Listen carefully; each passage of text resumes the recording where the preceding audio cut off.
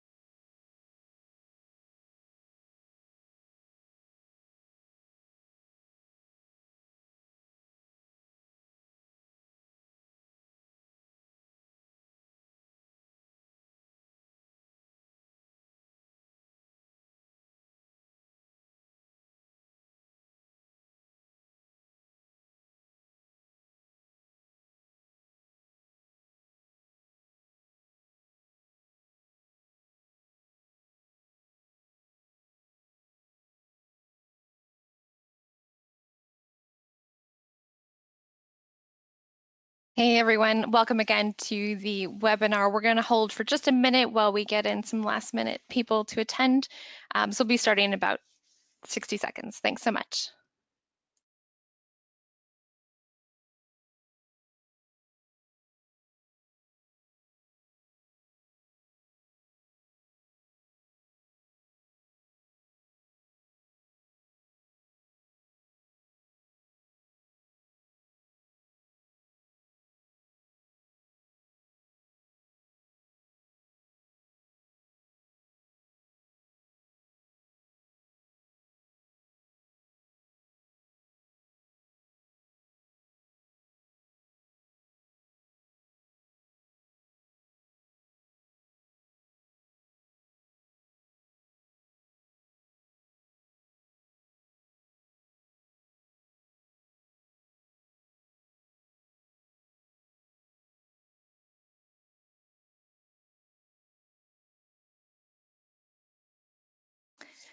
Okay, I'm going to go ahead and get started because I feel like we should have some kind of on hold music while we're waiting for everybody. I'm sure we'll have some last minute attendees, but for the sake of time, we'll get started. So welcome everyone. Thank you so much for joining us today. For everything you need to know or didn't know you needed to know about artificial intelligence and robotic process automation and global mobility. A few minor housekeeping notes. Everybody is muted just for the sake of all of our ears. But this webinar is being recorded and we'll provide the slides to everyone after. As we go along, if you've got questions, please shoot them over to us in the question and answer box. We will get to all those. We're going to hold the questions, until the very end, and we'll get to those as we have time. If we run out of time for whatever reason, we'll make sure to follow up with an email to answer those questions to everybody. We will provide the recording and the answers and slides to you after this today's call. This call has been approved for continuing education credits with ERC. So at the end of the webinar, I will provide you the seminar ID. And with that, let's go on and let me introduce to you our panel. My name is Melanie Kloschka. I'm Director of Business Development for Sterling Lexicon. And today I have two esteemed panelists that I'm excited to pose the hard questions to. I have Rob Geese on the phone. Vice President of Innovation and Change for Sterling Lexicon. Rob brings to us more than 30 years of global mobility experience, both in relocation operations roles for growing RMCs, as well as an in-house relocation manager at Baxter International. He has spent the last 19 years focusing on global mobility technology, including the launch of our industry's first expense and tax management application, ReloViews. He holds an SCRP and GMS certification and sits on the ERC Foundation Chair Board. So welcome, Rob. My second esteemed colleague and panelist is Mr. David Enzer. David is the founding partner of the RES Forum. The RES Forum is a forum dedicated to benchmarking, peer-to-peer sharing, and career development for in-house global mobility professionals. David is an international HR professional with over 20 years of extensive experience. He has worked in-house mobility roles for companies such as Nokia, IBM, Procter & Gamble, and most recently as the head of cross-border employment for Adidas in Germany. He's lived and worked in France, Germany, Hong Kong, and Japan, and as you will soon hear, he is from the UK. So as we move on to our agenda, today's agenda is very simple. We're going to start first with a moment to bust the myths about what we commonly think of when we think of robotics and artificial intelligence. We're going to talk about what these technologies aren't, what the stereotypes are and how they don't fit into reality, what they actually are, and we're going to get some real life examples from our panelists. And then we're going to take a look into Rob's crystal ball and see what the future of global mobility and these technologies are. I'm going to ask the hard question, what does this cost? How do we get senior management? How do we get our bosses to buy into this technology? And at the end of the day, will we all have jobs when all of this is over? Again, we'll follow up with questions at the end, so please feel free to shoot them over and we'll get to as many as we can. So as we go on to the next slide, when everyone registered for this webinar, we asked you to give us one word that you think of when you think of robotics or artificial intelligence. And as you can see from this small word cloud, automation, technology, future. The hopefulness of the future is what brings us to these technologies, this idea that there is a future out there. We know it's headed that way. And for those of us that are of the older generation, we've seen how much technology has affected and changed our lives. But if you look in the background, you see fear, you see jobs, you see transparency. There is a stereotype when we think of these technologies of what we think of or what we're told by Hollywood and by the media of what it portrays. We feed into this fear of the unknown, of what it could be. And so let's take a quick look at what Hollywood makes us think of when we think of RPA.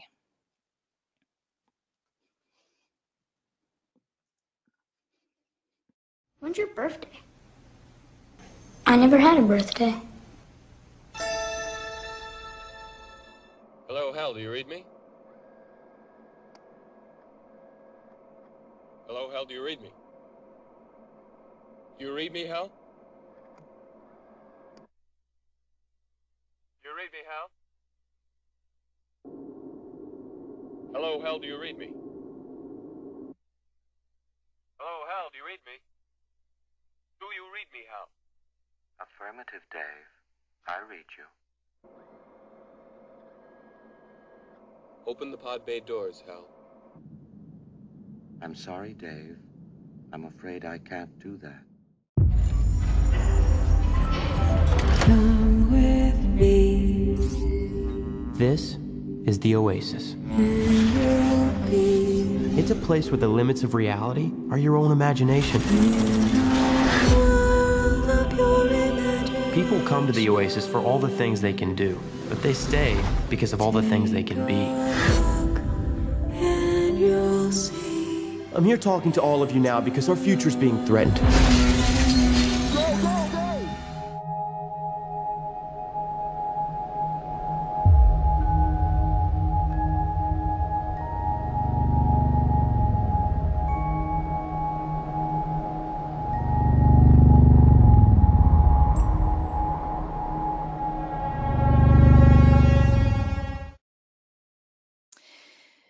So Hollywood paints a very dark picture, and it's very volatile. I've been thinking what else is out there. So, RPA, AI, it's not 1984, it's not the Matrix.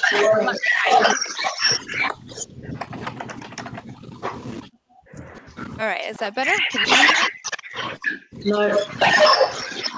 Yes, still running. Everybody got unmuted. You need to mute us all again. No, get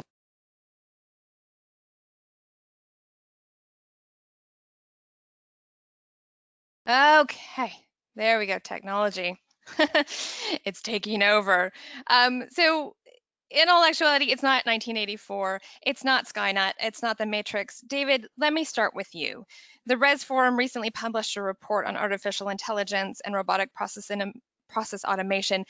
What was the most common perception that you came across when putting together the report?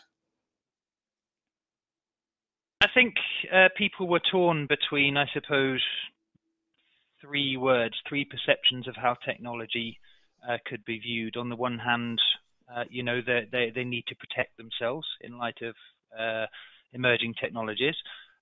Number two, they predict disruption, of course. Or number three, they predict revolution. And yes, there were those that feared it, of course. The Judgment Day scenario, as we see here with 1984 and The Matrix and the Terminator films. But I think in general terms, people also acknowledge that we're on the cusp of a watershed moment. I was watching an interesting documentary last night, and it talked about the last watershed moment, particularly for the British economy in 1979 with the trade unions, and how fundamental changes evolved in working relationships as a consequence of that civil disruption. And I think we're at one of those times again now, Melanie, where we find ourselves faced with some big decisions about what we want this to be and what we don't want it to be. And at the same time, the world of work is, of course, evolving. The gig economy is becoming stronger and stronger. And again, it brings us down to those three elements. Do we look at this through a prism of protectionism, through a prism of opportunities for disruption, or through a prism of revolution? Interesting. Rob, what about you? Your role is all about innovating new technologies for Sterling Lexicon, and it's using these technologies in global mobility. So what do you spend most of your time explaining to people like me or to my clients? What goes on? Well, what I find is there really is a lot of confusion over what AIs and RPAs are and what they're not. Most people feel that they're just kind of the latest craze amongst CIOs. And they might be right, but AI and RPAs are really the future, and we need to embrace them. Let me start with RPAs, or more formally, the robotic process automation, and talk a little bit about what it's not. So RPAs are not replacing other forms of automation, such as business process management, or BPMs. They actually run on a predefined rule set, sort of a one-and-done type of rule, and that's all they're designed to do. They're not cognitive in any way, so they do not do any learning, and really aren't suitable for any process that requires human intervention. This includes managing exceptions to rules, or a policy, for example, where a human brain needs to think through a bunch of variables to make a decision. Similarly, there is confusion on what AI, or artificial intelligence, is and is not. And it, easily enough, it's not an RPA. It's beyond an RPA. Where RPAs are a single task that do something, where AI is more concerned around making decisions based on data and information that's available to it. AI is not robots taking over the world. I mean, we know that. That's just not a possibility today. The biggest concern really comes around, and I think the biggest confusion really comes around, misalignment of intelligence, meaning that the AI is developed to align to a developer's thought process and their goals, and not necessarily the goals of the greater good. And there's actually some groups out there today working on how to avoid that and to put some variable or rules in place on developing AI and what that should look like in the future. Automating every job and it's not automating every job and reducing the need for any human workforce. As a matter of fact, AI depends on the human workforce. It learns from actions and tries to repeat those actions by interaction with humans. Without that human element, there really is no value in AI. Okay, so what is RPA, or robotic process animation, then? Well, you've probably heard the term bot, and that refers to RPAs. They automate discrete, definitive, repetitive, and pretty much the mundane business processes that we hate doing and are driven by business rules. They don't need a high degree of technical expertise to develop, so they really are pretty simple to create, and many business users can really think through the development of these and require really a minimum amount of integration with your current IT environment.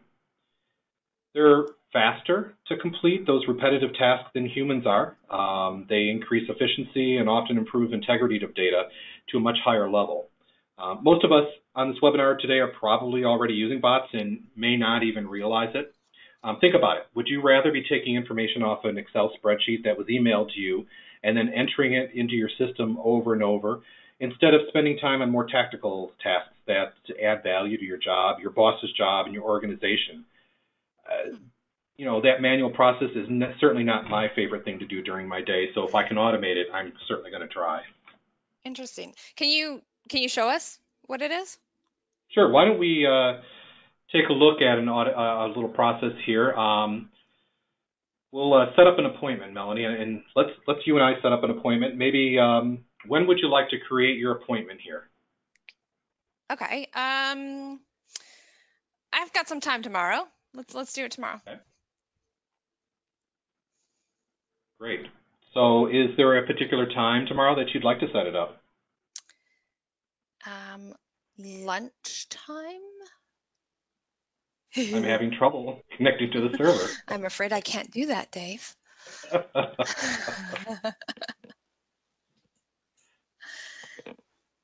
Try that again. So we're going to make an appointment tomorrow. Thursday. Or you could pay a credit card. Okay. So again, we wanted to do, what did you say, noon? Yeah, lunchtime, noon. Noon works. Okay. Great. So let's find a branch that's close by you to have your appointment, and let's do it by zip code. What's a zip code that would be near where you want to meet? Well, I'm going to be in the city tomorrow, so let's do 10001. Great.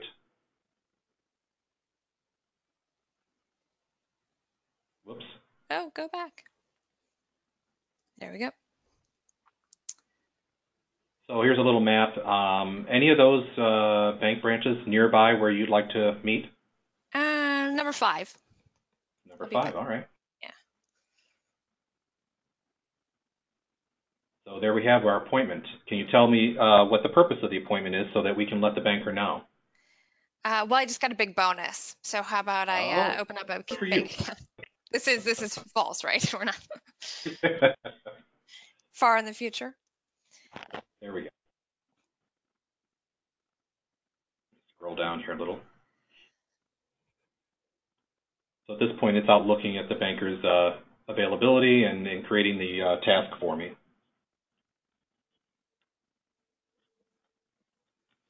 And there we go.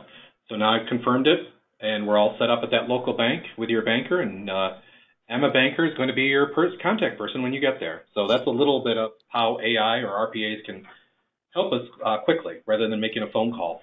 Interesting. Okay, so if that's RPA, what is artificial intelligence? Yeah. AI is more of a computer program or machine that can think on its own, but it bases that thinking on data that is available to it and the set of rules that a human has created for it. It attempts to perceive the environment around it and act towards successful results, really, typically with human interaction. What does that mean? One thing to note, and quite different from bots, AI is highly technical and requires an engineer, typically to build out, or a developer to build and to manage. It does take some time to implement these, and they are more costly than RPAs simply because of the additional layers of technology or complexity that they have in them. Overall, most AI being developed today is really considered narrow AI. We tend to develop narrow tasks instead of complex series of tasks looping through each other to make multiple decisions. That would be what I would think of as AI, but for the most part, when we implement it, we're looking at completing a single task, and not doing the things that maybe Google or IBM or Carnegie Mellon and other think tanks like that are doing today. Okay, so it's all based off of data. We hear this word all the time: big data, Yep. data analytics. David, what is data, and how does this influence AI? So we go to the next slide. Thanks, Melanie. Yeah, I think for me, the subject of data and how it relates to AI is one of the very central themes. I think on the one hand, before you begin this journey, I think you need to ask yourself some very tough questions, and perhaps a starting point may be, is data a core strength within your organization? Because if not, on the one hand, as much as we see this convergence of technological capability with aspiration, at the same point, if you have a weak starting point, then that needs to be your initial focus. And of course, then comes this subject of data architecture. I'm by no means a technical expert. I think it should be said I'm an HR guy with a view on the social impact of technology transforming the world of work. But I think when we think about data architecture, if you can begin, I think organizations, I should say, are increasingly being forced to look beyond hearsay and gut feeling. I think the days of major organizations making major staffing decisions based on, recommended best practice from, say, the Harvard Business Review are long gone. And I think strength in data, and then performing some wizardry with that is where the future lies. For me, there are a number of things you can do with data. You can act upon data. You can use data and data analysis to create. You can relate different sources of data, and through that, you can then begin to predict, of course. There's the prospect of learning and self-learning and machine learning itself, where a program begins to take on board more data points, more data sources, and draw conclusions. So the relation of this data is a critical piece. And of course, then mastery and evolution, an AI program beginning to evolve itself. And that is perhaps where, we run into the judgment day scenario. But for me, as I said, organizations making decisions based not just on hearsay and gut feeling, and then focusing on data architecture will be central to what lies ahead. Interesting. And then, Rob, how does this data work its way into an AI program? Yeah, it's a great question, and I kind of talked a little bit about that. But data is the basis for all of how AI and RPAs act and react, actually. Without data, they pretty much don't exist. Without correct data, they are pretty much useless, no matter how much time or money you put into them. Good data really can optimize a bot's utilization rate, and at the end of the day is essential to a successful RPA or AI integration and solution. Do we see this data incorporated into our lives? I mean, obviously, we all know the Facebook algorithms that are in the press all the time, but tell me what else. How else is this data being used and AI being used in our day-to-day? Yeah, it really is in our day-to-day, whether you know it or not. It's used today to anticipate a person's needs by learning their habits, and then presenting information to match the requirements. So think about the last time you did some research for a product on the internet, and in this case, we've got Stitch Fix up here. Let's say you went out there and did some research on a new pair of shoes. And then you went offline, didn't buy those shoes. You just went and did your thing and came back a couple of hours later to take a look at Facebook to interact with some of your friends, and suddenly you're seeing ads for Air Jordans or a discount coupon for Stitch Fix. That's AI. It's memorizing your search habits and presenting you with relevant information. VPAs, virtual private assist or personal assistants that a lot of us have around us every day. They're in our phones, they're on our desks, they're in our cars. I mean, can we really live without Siri, Alexa, Google Home anymore? I use it all the time. It's pretty much everywhere, and they can be very helpful, or they can be irritating if they're not paying attention to what you ask. But in our own industry, AI can play an important role. Decisions are now being made 24 hours a day, 7 days a week. No matter where in the world the employee is, if an exception arises, it can be actioned. So, for example, if you've got an employee who's going into, let's say, China, and they're moving into an apartment, and it's 2 a.m. your time, but the employee gets into their apartment, turns on the water, and finds out it's black. What can they do? Well, AI can help them find somebody locally quickly that will solve this issue, or at least start actioning this issue, and notifying you. So when you wake up in the morning and get on your email, well, I wake up in the morning and I get right on email. I don't know if all of you do, but I can know exactly what's happening and get involved immediately. So if something's happening when I'm not available, and then I can get in and finalize it. So data can be analyzed faster, and potential issues can be identified before they happen. So maybe in this case I just mentioned, AI can go out and do some research on that apartment complex and find that there are water issues, so I'm never even going to put my employee there. So it really does create a lot of new options for self-service mobility, but it does need to work hand in hand with the human element to really create an amazing experience for our relocating employees. Interesting. So let me ask the audience, are you using in your organizations any form of AI or RPA in any aspect? And I've just put up a poll to the panelists. So if you could just kind of let us know, you can pick more than one if you're using RPA and AI currently. And if I had the Jeopardy music, I'd be playing it now, but I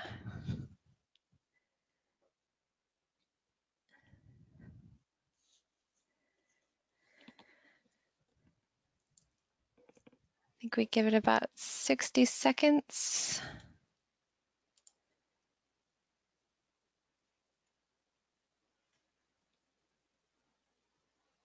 All right, let's go ahead and share the outcome. Okay, so we can see primarily, you look at 39%, recruiting is the #1 tool. And I think we're all familiar with this, to be honest with you. The idea of using the ATS systems to weed through the hundreds of resumes that our recruiters get on a daily basis. We've all seen that and heard about it. Payroll, automating payroll and being able to go into our HRIS systems and compensation. But what's even more interesting is you look, and about 36% of us, so a third of us, aren't using AI or RPA now. And it brings up a lot of questions as to why not, or where else could we go? So David, I'm going to go back to you because the Res Forum, their most recent report, asked the same question to your audience and to your global mobility managers. So can you tell me, as we move to the next slide, what was the outcome from that report about the current utilization of RPA and AI in organizations? I think in general terms, Melanie, as we can look across the results that we see there, you've got two color schemes. One in terms of usage in an organization as a whole, and number two in blue is used within the HR organization, the HR function. Responses didn't really go beyond the mid-teens, apart from one exception that we see at the top there, in terms of organizational usage. I think in terms of very practical examples, you covered some already, as we saw in the research that we did. From a recruitment perspective, you've already talked about candidate filtering. From an onboarding perspective, we looked into things around information access and how information may be pushed to an employee on a very personalized basis, and that can be automated. From a talent management perspective, of course, you have the concept of performance and analysis and how that then feeds into future role design and organizational development. The automation of general HR queries was a fairly central theme as well. And again, it comes back to that topic of information accessing and also the automation of responses.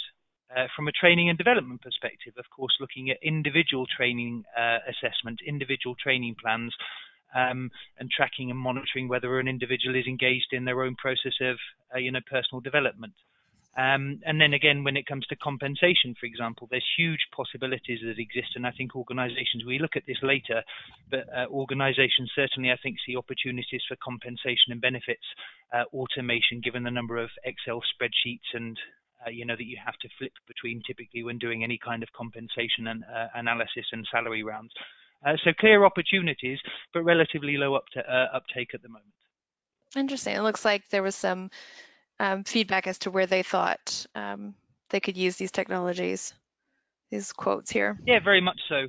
And again, I think, it falls into some broad buckets, I guess. On the one hand, you have compliance management and risk mitigation. On the other hand, you have process management, process simplification, and process automation. And perhaps the third point again comes back to that tier one kind of HR services, perhaps information access and automation of providing responses. Interesting. So as we go into the next slide, David, can you tell us where you may have used AI or RPA in your in-house roles? Yeah, sure. I mean, I've seen this in a number of areas. The way when I was preparing for this webinar, I tried to break it down into 3 areas where I've seen it in-house for in-house tasks. Number 2 is where I've seen it from a service provider perspective, and number 3 is where I've seen it from the Res Forum perspective. On the one hand, I think that there are now more and more emerging digital platforms for managing cross-border employment, and of course, the degree of automation that these require is growing all the time. Effectively, automation of a concierge service where individuals are taking personalized offers pushed to them by a system based on their wants and needs and previous usage and things like that. I think in a previous employer, I've certainly seen, for example, AI being used to as part of the site strategy process. So when an organization is determining how they wish to evolve in a particular geography, where they want to site their next headquarters, perhaps this is another warning bell for the GM function, but I've also seen how organizations are taking data, marrying it with their own data to look, for example, about the availability of core skills in a particular location and how that might affect, for example, where that organization then puts their regional headquarters. With the view so that they don't have to bring in too many overseas staff simply because the skills and experience that they need already exist in that location as confirmed by the data. I've seen organizations seeking to, again, coming back to this concept of personalized rewards, beginning to treat both local employees, so regular employees and international employees, as what we might call in a reward term a segment of one. So again, taking insight from health information, benefits information, pension information, and various other sources of data, and marrying that together to make recommendations both to HR and to the individual as to how they might wish to tweak their benefits portfolio or how they can make a compelling offer to get that employee across the line. I've seen what's interesting also how organizations begin to communicate when you look at, for example, Workplace by Facebook or any of those other platforms. It's AI that are making recommended connections within your own organization as to who you might wish to collaborate with, who they think you should know based on your range of, pre-existing connections. I was actually speaking to a Swiss service provider yesterday as well. They have been spending an awful lot of time focusing on how they can evolve themselves from being a relocation company.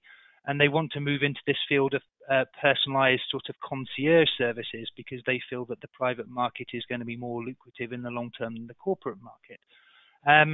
Now, what they'd found in the past was by constant trial and error, tweaking changes, tweaking service offerings, tweaking propositions, they were doing all of this manually.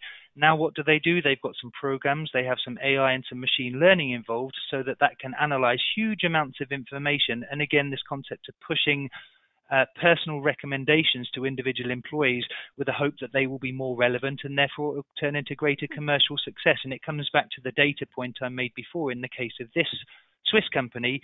They have AI focusing on relating, so pulling information together, learning from that, and then predicting and proposing what they might do with that information in future. I've seen, for example, in a lot of the big 4 professional services firm, basic daily administration is being taken care of. What took 4 hours previously is lots of clicking and flicking between websites and log in here, log in there, fill in this Excel spreadsheet, update this database. That's all automated. They come into work, they open their computer, they click run, 10 minutes later they come back from the coffee machine and what had taken them huge amounts of time is there, ready, done and waiting. So I think there are beginning to be some really, really interesting examples of this.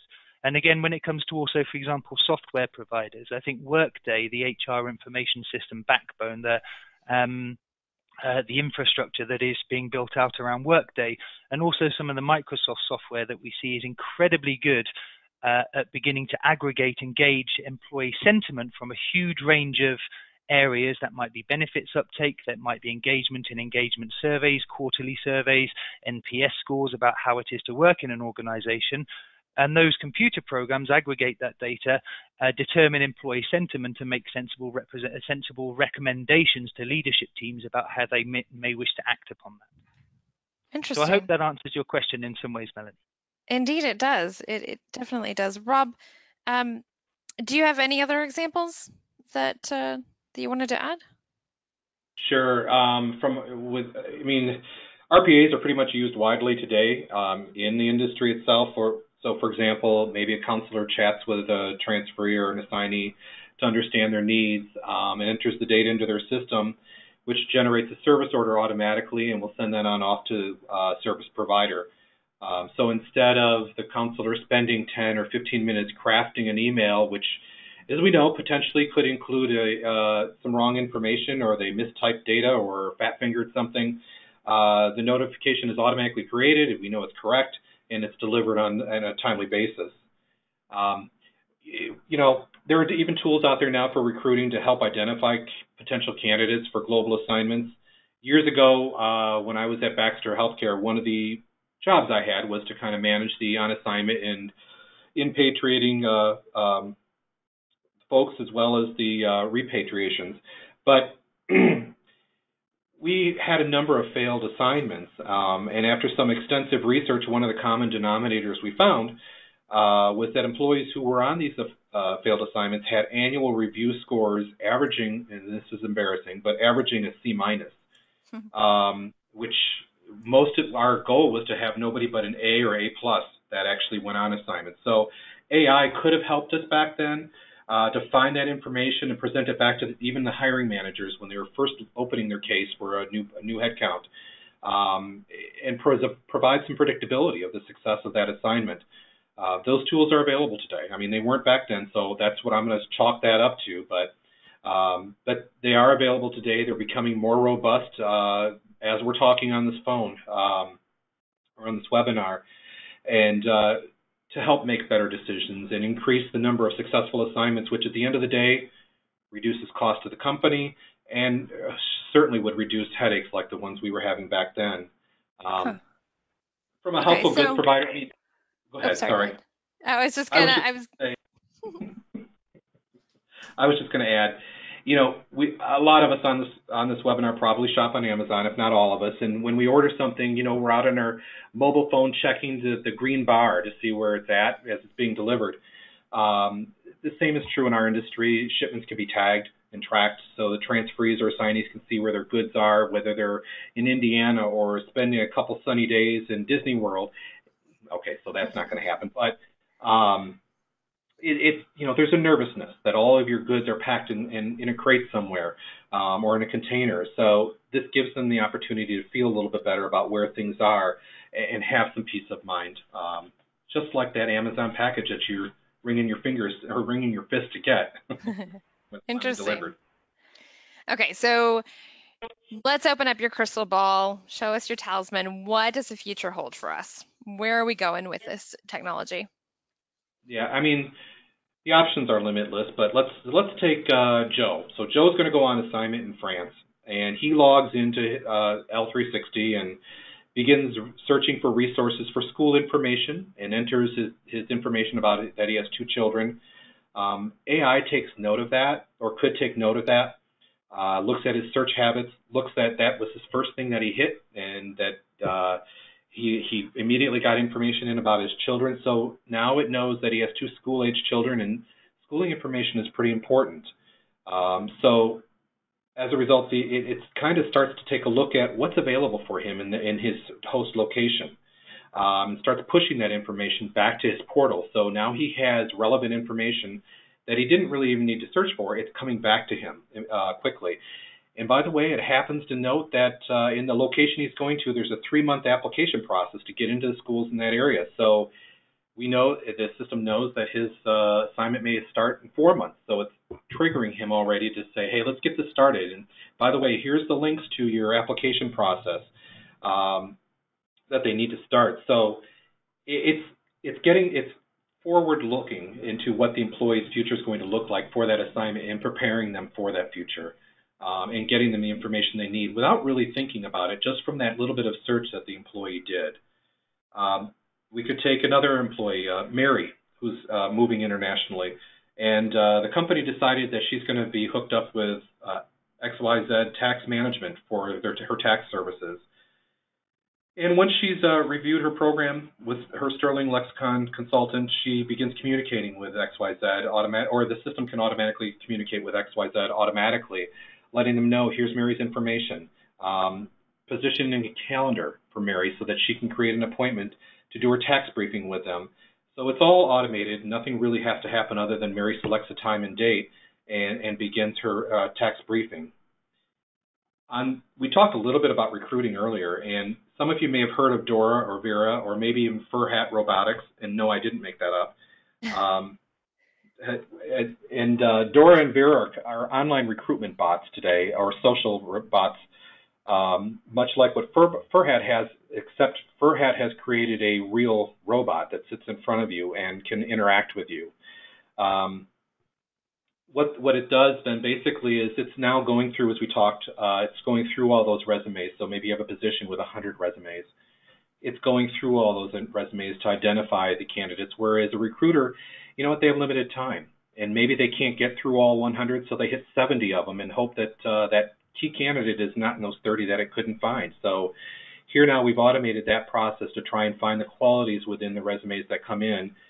And they can even now today start interacting with those candidates and doing the initial interview to weed candidates down from 70 down to 5.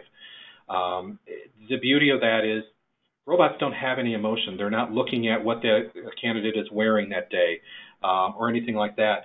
They're basically saying, do they answer the information correctly, and can create additional questions based on the way that the candidate answered, and then start to narrow that field down to the number of people that need to come in and have an actual face-to-face interview with a human. Wait, so you're telling me that the first initial interview would be with a robot?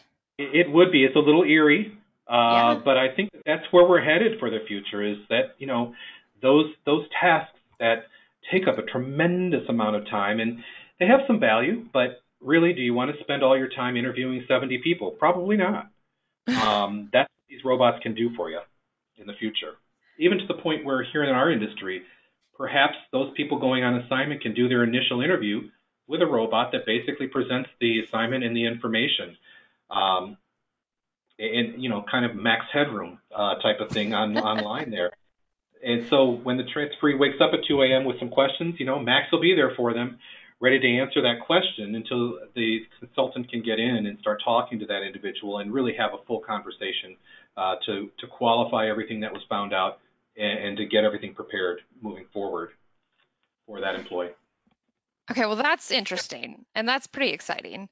But Rob, honestly, I'm gonna be kind of honest with you right now. I'm a little scared about losing my job, because as an RMC and you know, in this world, this sounds like a robot's gonna take over. And I'm sure a lot of people on this call are thinking the same thing, going, "Oh gosh, what's happening next?" So, you know, why shouldn't I be so scared? Tell me why. Yeah, well, and I've heard that. I've heard it a lot. And it really is, jobs are not going to go away. They're going to change.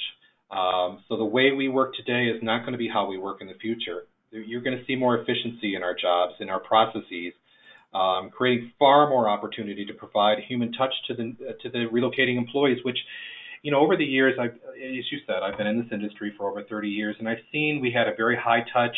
We've started to move away from that, and now we're pushing, because we've moved away from it, there's, you know, we see extra time in people's day, so we're pushing more into their day to fill it right back up. And we've gotten away from, not entirely, but we've gotten away from that human touch, and that's what this will help do, is to bring that back without any additional cost to the organization other than to create a couple of RPAs or AI. You can have 24/7 coverage, as I talked about earlier, and identify risks ahead of time. So there's a lot of goodness that comes out of that. And as I mentioned, machines have no bias toward or against human qualities. They just use facts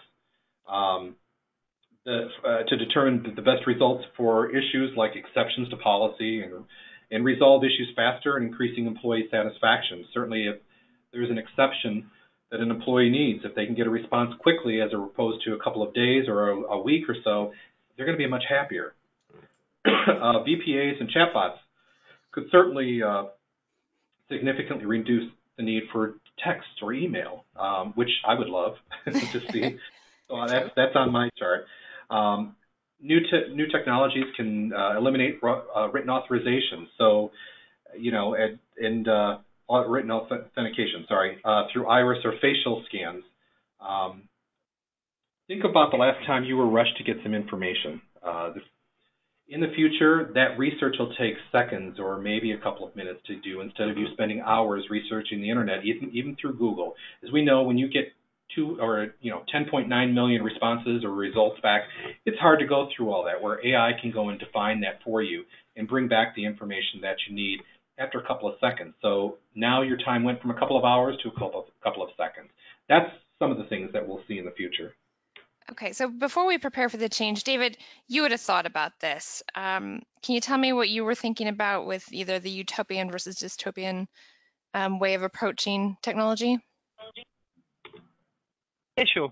It comes back to those three words I mentioned at the beginning of this session, protection, disruption, or revolution. And of course, faced with this change, people are going to take, as I put it, a utopian or a dystopian view.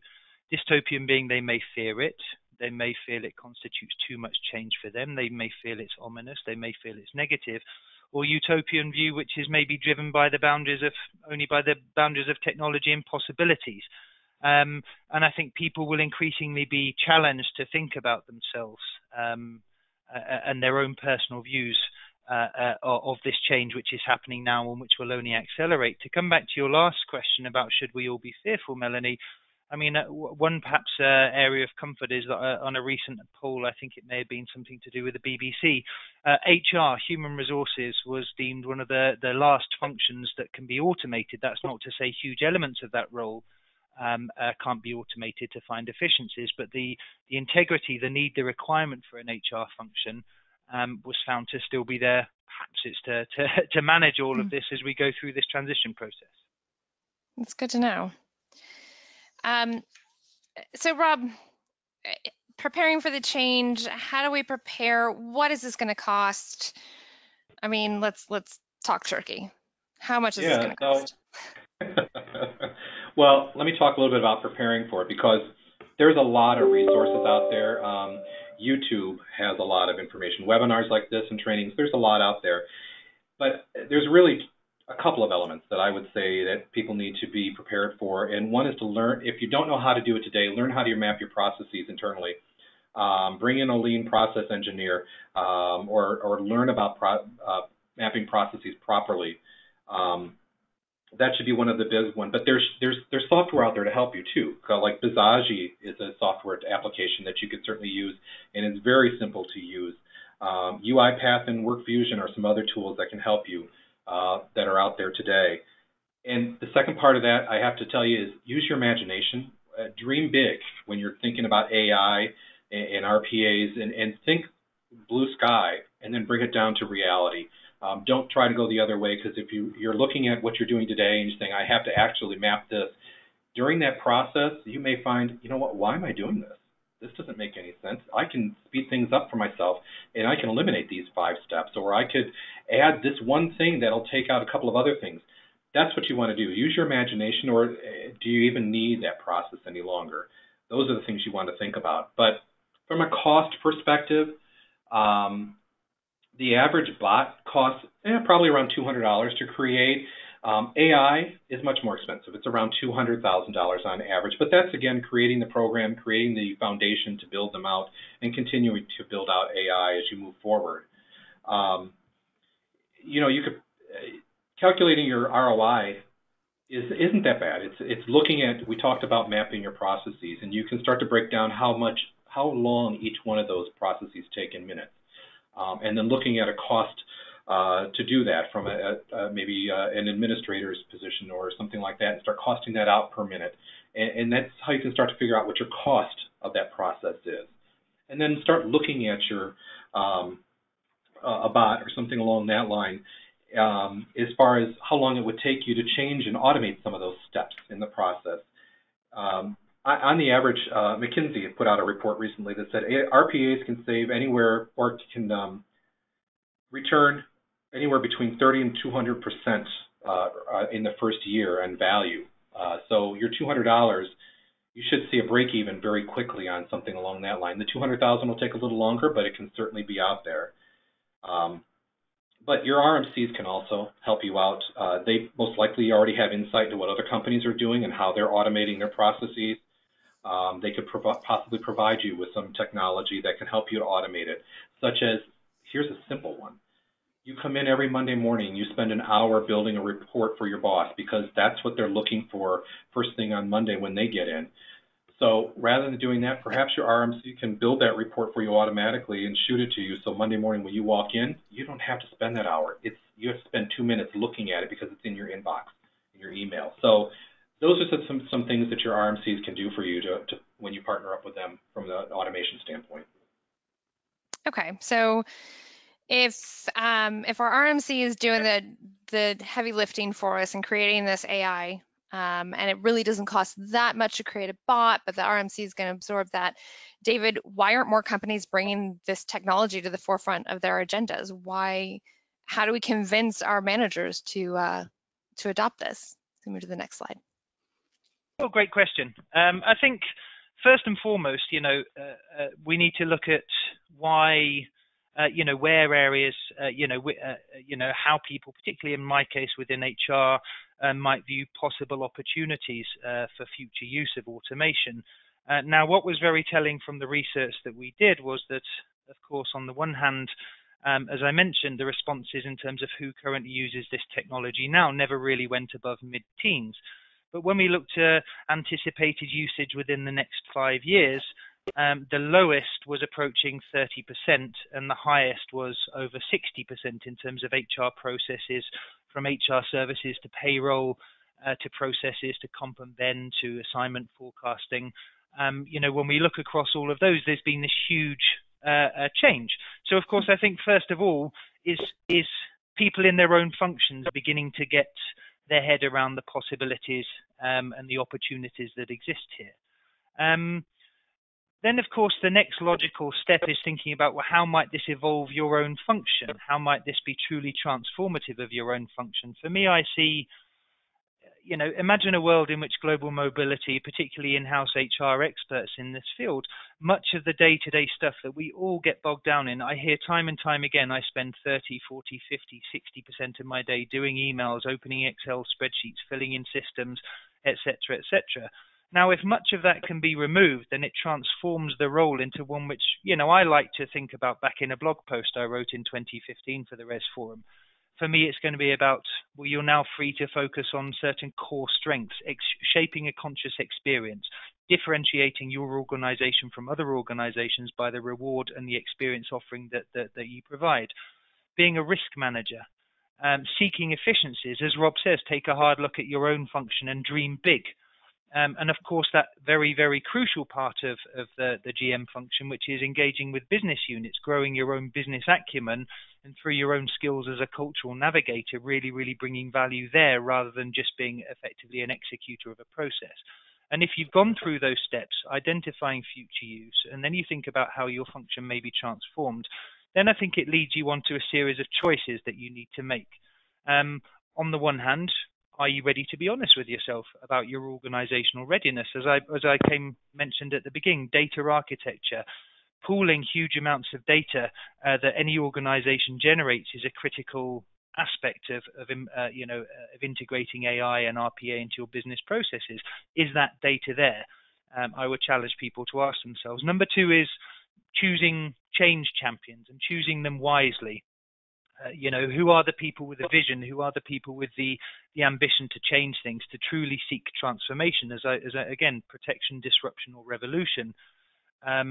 Do you really want highly protectionist employees being champions for your digital strategy, for example? The next thing is building that enterprise-wise use case. And I think this goes, of course, beyond one's own function, although it pays back to perhaps start at home. But when you're building that use case and when you're seeking that buy-in, I think it's going to be critical to, of course, again, lean on data. And if you don't have it, then you have to think where that data is going to come from. But data and numbers and building that business case to invest. And this goes beyond GM. It goes beyond HR. I think it has to be starting at the very top at board level. And then finally, perhaps continuing education. So education and perhaps more specifically myth busting. Because I think if we come back to the very first slide, is this Skynet or is this something that's going to set me free? It's utopian versus dystopian. So education and myth busting is going to continue to be a critical piece of this. Interesting. That's really good points. Rob, anything else, any other advice you would have about talking to senior management? Yeah, a couple of things I would suggest is looking at timing and how quickly you could get things like this done. And you need to look at your resources internally or your service partners and see what they can do to help you out. You know, you may need to get a developer scheduled. And like I said, RPAs are relatively quick to build. So maybe you start off with building a couple of those and show how you've saved some time and money by putting those into place. And you can just keep building on that as you go forward. And David just said it is education, myth busting. You know, I can tell you the C-suite, they're looking at cost. And at the end of the day, if they're thinking this is going to cost them millions of dollars to implement, you've got to do that ROI, as I talked about a few minutes ago, and help them to understand what the cost really is. And it's not, you don't want to look at the cost. You don't want to necessarily focus on that. You want to focus on the end results. You're going to have a break even, maybe after a year, maybe after 2 months, maybe after 18 months. But look at the future of what it's saving in the organization in time and resources. Because it's being done, again, it's a mundane task that really nobody has time or wants to do, but it can be done quickly through our AI and RPAs. And you do have some tools in-house probably already today, so your HRIS system, like Workday or whatever it happens to be, you know, those systems can generate an authorization simply by ticking a box, you know, that to update the employee's profile to generate an authorization to your RMC, which can be uploaded in their system. And I know many of you today, you're typing that information into an Excel spreadsheet or an email, which I'm recommending you don't do, or into the supplier system, which, you know, that's 10 to 15 minutes of your time, whereas your HRIS system could shoot that information over and it could be absorbed right into your supplier system. So those are some examples of things that you could automate for your C-suite and let them know, hey, this is 10, 15 minutes and I do it, you know, 5, 10 times a week. That's time, and that's money saved for the organization, and it's just, you know what, it removes a lot of headache for you also. Well, listen, I like the sound of that. I like the sound of me not having to wake up at the crack of dawn for an APAC question or helping guide us through tax and immigration compliance. All of this sounds really exciting, and hopefully I can face my fear and I can overcome the dark side. But thank you guys for giving us some input on this and giving us some education on what these technologies are. We do have a few questions, so if you guys don't mind, we've got about 5 minutes left. And if anybody else has any questions, please feel free to shoot them over to me. But Rob, we have a question that says, do you think employees will feel alienated by only dealing with robots? It sounds like such a cold experience. I gotta agree with that. Yeah, so, and I want to clarify that. Thanks for asking that question. It's a great one. So they wouldn't only be dealing with robots. They'd be probably initially doing that, like I said, initial interview or initial consultation with a robot or something along that line. But the human element has to be there. None of this works without the human element. And as we know, we need to remove the stress from a relocating employee or someone going on assignment. There's tremendous stress. And again, the robot is cold and it doesn't look at emotions. Someone has to be there to hold that person's hand and to work with them. So I'm not saying that robot's going to be there doing the entire relocation. They're going to do a very small piece of it. Like I said, that initial consultation, which the nice thing about doing that is it's going to be consistent across all employees who have that particular policy, for example. They're going to be getting the same message. I know when I was consulting back at Baxter, for example, I'd have an employee come back and said, you know, you told me I got 60 days temp living. Well, no, I'm pretty sure I didn't. But okay, how do I prove that? Because I have in my notes I told you 30 days. And they wrote down 60. So this way, you know you're getting a consistent message out there to your employees. Interesting. Rob, could I just actually challenge one thing I would add there, though, Melon, is I think also the line between program and person is going to become increasingly blurred. Perhaps some of the foundations for that question has come from a kind of metal box of a robot and a human being sitting side by side. But again, when it comes to, for example, AI and programs, yes, it's maybe a few years more before we have to get there. But I think also we'll see programs that can begin to at least mimic empathy and mimic other kinds of human emotions. And therefore, I think this line, this clear dividing line, will increasingly become blurred. I don't know if you have anything to say about that, Rob. Yeah, and I think you used the key word. It's mimic. So it can't actually show emotion. It's just mimicking what it sees from humans, and that's how it's developed. And again, it does rely heavily on the developer. So if you've got a cranky developer out there, you might have a cranky robot at the end of the day. That actually brings up somebody else's question about bias in, the unconscious bias that's developed or put into these systems because it's developed by biased humans. Is there a risk? There is, and that's what I was talking about a little bit earlier. Is that it really does come down to who's developing that, and that's why there's more organizations out there trying to set some standards, and there does need to be some careful review of the code that goes into these things. So again, someone who's having a bad day could code that robot to do something that really isn't to the company's best interest, but is to their best interest. Certainly, hopefully, they're not doing things like that. But there has to be some oversight into anything going into an AI type of development perspective. Interesting.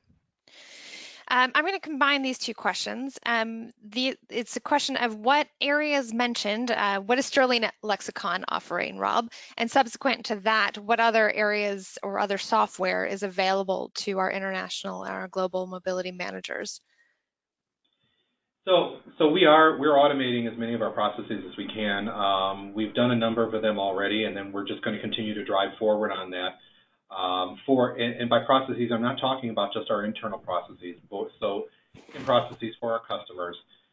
So like I said, the HRIS integration, that's the type of thing we want to move into and move away from the email and that task of trying to enter all that data and copy it from your HRIS system.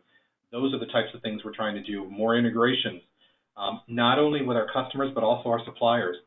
So now data is feeding over into our system as well as feeding back to their system. So now we have information in the system within minutes, as opposed to waiting for a consultant to get off a phone call to enter that data or an associate to enter that data, which again, it's totally by mistake, but they fat finger something and it's now we've got a little bit of inaccurate data in the system. That's what we're trying to avoid. There are a number of programs out there from a recruiting standpoint and that type of thing, and I could certainly pull a list together and share that out with the group here. David, do you want to add a quick quip? We're right at 2 o'clock. We're right at the top of the hour, so. Yeah, sure. I would say that, Res Forum, obviously, as you mentioned, historically our background has been in data and research, but we've really aligned around 5 pillars now: events, which we do globally, research, which we run many pieces of thought leadership and research, e-learning, and we're already applying, for example, some very basic forms of machine learning when it comes to our learning curriculum. And for example, how we push additional content to course participants is based on previous usage, previous interests, etc. So we're already beginning to see it there.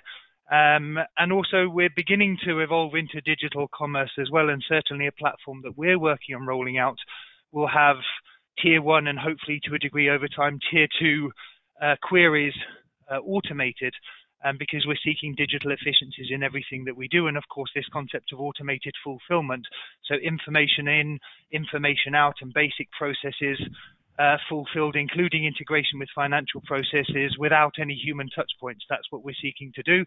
And for more information, of course, check out the Res Forum's website. Great, and that's theresforum.com. Well, great. Guys, thank you so much for being willing to take my questions and giving us some honest answers about this technology and what it is and what it isn't. As I mentioned before, we will follow up with not only the presentation, we'll send a copy of the ROS report to everybody and the recording. If you do have any other questions, please feel free to reach out to us. But in the meantime, thank you for your time. Thank you for attending and have a wonderful day. Thanks, Melanie. Thanks, guys.